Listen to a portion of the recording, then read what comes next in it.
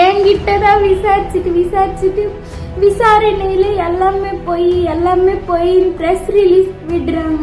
நான் கொடுக்குற எவிடன்ஸ் எல்லாம் வெளியில விடுறது. போலீஸ் என்ன ரொம்ப டார்ச்சர் பண்றாங்க. சத்தியமா என்னால முடியல. எனக்கான நீதி எப்பவுமே கிடைக்க போறது இல்லை. பைக்கில் 2 பேர் வந்தனர். அவர்களை மடக்கி போலீசார் சோதனை செய்தனர். அவர்களிடம் 2 கை துப்பாக்கிகள் இருந்தன. 4 தோட்டாக்களும் இருந்தன.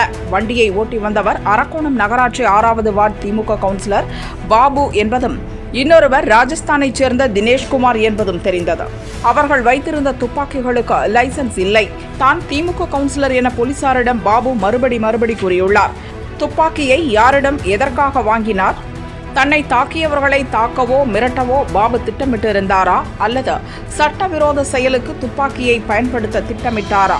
இந்த விவகாரத்தில் வேறு அரசியல் புள்ளிகளுக்கு தொடர்பு இருக்கிறதா என பல கோணங்களில் போலீசார் விசாரணையை துரிதப்படுத்தியுள்ளனர்.